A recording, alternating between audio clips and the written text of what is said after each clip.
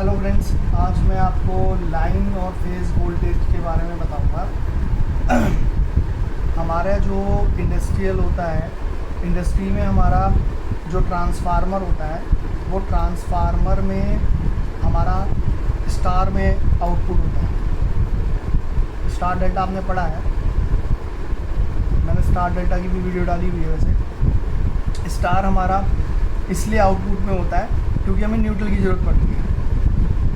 ठीक है, तो अब बेसिकली क्या है, मेरे 3 फेज़ होते हैं। ईच फेज़ में 220 मेरा होता है।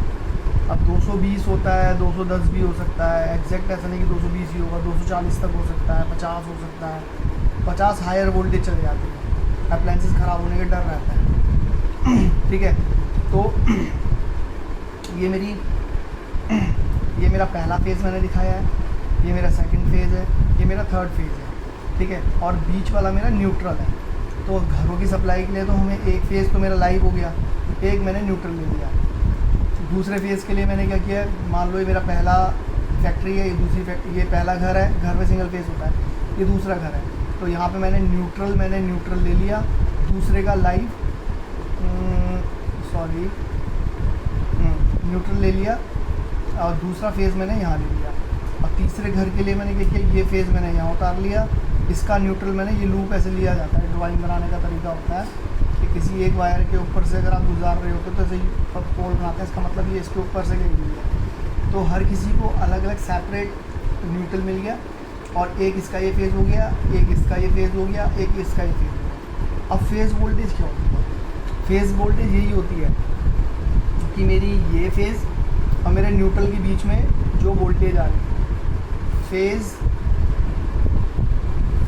वोल्टेज मेरी होती है लाइव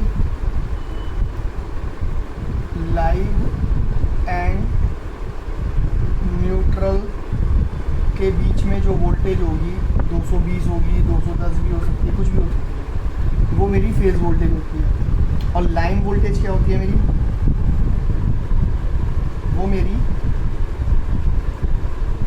लाइन टू लाइन, कहने का मतलब इस लाइन के बीच में और इस लाइन के बीच में, ये मेरे 3 फेज़ है ना, 1 2 3, इन दोनों फेज़ के बीच में, इन दोनों फेज़ के बीच में, या इन दोनों फेज़ के बीच में जो वोल्टेज होती है।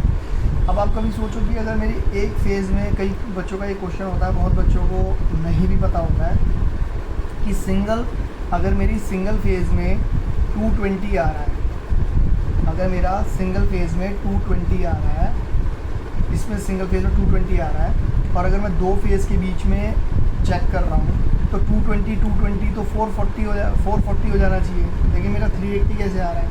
वो इसलिए आता है कि लाइन वोल्टेज में हम √3 का मल्टीप्लाई कर देते हैं। √3 मतलब 1.73, मतलब अगर मेरा फेज़ वोल्टेज 220 है तो 220 इंटू √3, 220 इंटू 1.73, ये मेरा आ जाएगा 380 वोल्ट। ये 380 मेरा इस वजह से है। ऐसा नहीं है कि मेरा ये 220 है, ये मेरा 220 है और ये मेरा 220 है, तो ये मेरा लाइन वोल्टेज 440 आ जाएगा। अगर एक मेरा 220 है तो दोनों के बीच में वोल्टेज जो डिफरेंस आएगा वो मैं √3 से मल्टीप्लाई करूँगा, इसको √3 से मल्टीप्लाई करूँगा। अगर मेरे फेज़ में 230 आ रहा है, 230 को √3 से मल्टीप्लाई करूँगा, मतलब 1.73 से मल्टीप्लाई करूँगा तो 400 वोल्ट आ जाएगा। 254 करूँगा तो 440 आ जाएगा। ठीक है ना? तो फेज़ टू फेज़ अगर मैं चेक करता हूँ, अगर मेरी एक फेज़ में 220 आ रही है, एक फेज़ में 220 आ रही है, तो दोनों में मेरी 380 क्यों आती है? वो लाइन वोल्टेज में √3 से मल्टीप्लाई करते हैं, इसमें से आती है। ये नहीं कि ये 220 है तो ये भी 220 है तो ये 440 दिखाएगा। तो बेसिकली फ्रेंड्स, ये phase voltage, line voltage, hope आपको समझ में आया होगा। अगर इसके रिगार्डिंग कोई भी आपके मन में डाउट या कोई क्वेश्चन है तो कमेंट कीजिए। Thank you.